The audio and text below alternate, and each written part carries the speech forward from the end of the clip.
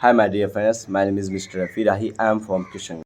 Hi, my dear friends. My name is Mr. Rafi Rahi. I am from Kishanganj. Today, I am saying about the beautiful city of Kishanganj, the subdivision of Purnia. तो आज हम लोग बात करने वाले हैं the reality of Kishanganj के बारे में, किशनगंज की सच्चाई के बारे में। क्या इस चीज़ों को बदलना चाहिए या नहीं, इसे आप कमेंट में बताइएगा। जो पहली जो चीज़ है ट्रैफिक सिग्नल, क्या किशनगंज में या इतने से बड़े शहर में क्या एक भी ट्रैफिक सिग्नल नहीं हो सकता?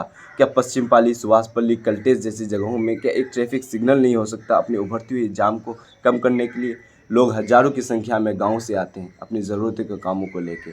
कोई बैंक में आता है तो कोई डॉक्टर के पास, या तो कोई दवाई के लिए, तो कोई और ज़रूरी कामों के लिए। और वो आते हैं और ये 2 घंटा 2.5 घंटा बड़े से शहर के जाम में फंस जाते हैं और अपने कामों को नहीं कर पाते हैं। क्या उन्हें परेशानियों का सामना नहीं कर पाता है? क्या हमारे गवर्नमेंट द्वारा ये जाम को भी नहीं कंट्रोल किया जा सकता, या एक बाईपास रोड भी नहीं निकाला जा सकता कि अपने लोगों को सुविधा प्रोवाइड कर दे या फैसिलिटी प्रोवाइड करा दे कुछ? लेकिन ऐसा नहीं हो सकता, क्योंकि हमारे शहर किशनगंज उभरता हुआ शहर के नाम से खाली जाना जाता है, माना तो नहीं जाता है। दूसरी जो चीज़ है ट्रेन क्रॉसिंग के टाइम, क्या आप कभी कल्टेश गए हैं? एक बार किशनगंज के कल्टेश में जाके देखिए, अगर कोई ट्रेन क्रॉस कर रहा होता है तो आपको 15 से 20 मिनट तक वहाँ खड़ा होकर वेट करना पड़ता है। अब इस सीन में तो आपको इस चीज़ का पता नहीं चलता है, पर उसके बारे में आप सोच सकते हैं। अगर कोई बंदा अपनी ज़िंदगी की आखिरी सांसें गिन रहा होता है और वो वहाँ उस सीन पे एक एम्बुलेंस में बैठा होता है, तो उसे कैसा फ़ील आता है, उसके बारे में सोचिए। और दूसरी चीज़ ये है, क्या क्या रेलवे मंत्री द्वारा या किसान के गवर्नमेंट द्वारा इतना का अलाउंस नहीं दिया जा सकता कि नीचे से एक पुला बना दिया जाए ताकि वहाँ से आम पब्लिक क्रॉस कर दिया जाए, ऊपर से ट्रेन क्रॉस करा दिया जाए? लेकिन नहीं, हमारी गवर्नमेंट द्वारा इतनी बड़ी फैसिलिटी कैसे प्रोवाइड किया जा सकता है? क्योंकि शायद उनके घर से तो पैसा जा रहा होगा। हाँ, तीसरी जो ये चीज़ है, किशनगंज में एक भी स्पोर्ट्स सेंटर या इंस्टीट्यूट का नहीं होना। क्या कोई बच्चा पढ़ने में अच्छा नहीं है तो क्या वो पढ़ के ही अपना फ्यूचर बना सकता है? या स्पोर्ट की कोई जगह नहीं है? आज विदेशों में लोग अच्छे अच्छे स्पोर्ट्स में नेशनल स्पोर्ट्स ओलंपिक या एथलीट के रूप में अपने देश को रिप्रेजेंट कर रहा है, आज देश के लिए गोल्ड मेडल ला रहा है। लेकिन हमारे किशनगंज के स्टूडेंट को शायद ये पता भी नहीं होगा कि स्पोर्ट में भी फ्यूचर बनाया जा सकता है। इसका रीज़न ये है कि हमारे गवर्नमेंट द्वारा या हमारी सिटी द्वारा एक भी इंस्टीट्यूट या स्पोर्ट को बढ़ावा देने का फैसिलिटी नहीं मिला है। क्या किशनगंज में एक स्पोर्ट्स सेंटर का नहीं होना चाहिए? और चौथी ये जो चीज़ है कि किशनगंज में एक भी मेडिकल कॉलेज का ना होना। आज अगर आपको MBBS या B pharma, JNM, ANM, nursing जैसा कोर्स करना पड़े ना, आपको बाहर जाके एडमिशन लेना पड़ता है। गवर्नमेंट द्वारा एक भी कोई कॉलेज नहीं प्रोवाइड किया गया है, या एक भी मेडिकल कॉलेज गवर्नमेंट द्वारा प्रोवाइड नहीं किया जा सकता जहाँ से आप MBBS की डिग्री ले सके। कि किशनगंज के लोगों को या किशनगंज की जनता को ये चीज़ नहीं जानना चाहिए या आवाज़ उठाने का हक नहीं मिलना चाहिए कि किशनगंज में एक भी मेडिकल कॉलेज क्यों नहीं है?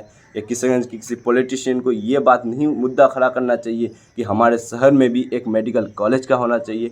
लेकिन नहीं, लोग नहीं बोलेंगे, खामोश रहने की तो आदत है।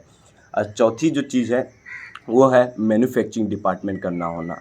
क्या किशनगंज में किसी भी चीज़ को बनाई जाती है, या किशनगंज में कोई भी चीज़ मैन्युफैक्चरिंग होती है?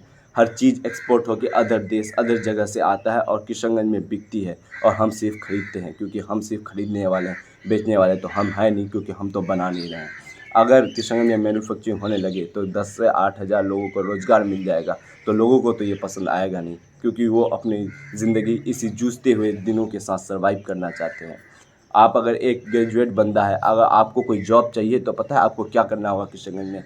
या तो आपको 12 घंटे का ड्यूटी देना होगा किसी मॉल में, या तो आपको किसी के अंदर दुकान में काम करना होगा, क्योंकि ना ही किशनगंज में कोई पार्ट टाइम जॉब वाला ऑप्शन है, ना ही कोई मैन्युफैक्चरिंग डिपार्टमेंट है, ना ही कोई कंपनी है, ना ही इंडस्ट्री है जहाँ से आप अर्न कर सकते हैं। और बढ़ते महंगाई के साथ लोगों का सर्वाइव करना इतना क्रिटिकल हो रहा है कि आप नहीं सोच सकते हैं, क्योंकि पेट्रोल, डीजल, खाने पीने, राशन, गैस, पानी, चूल्हा का दाम इतना आगे जा रहा है। यहाँ का GDP तो लौ जा रहा है, लेकिन दाम हर चीज़ का आगे जा रहा है, तो लोग कैसे सर्वाइव करेगा?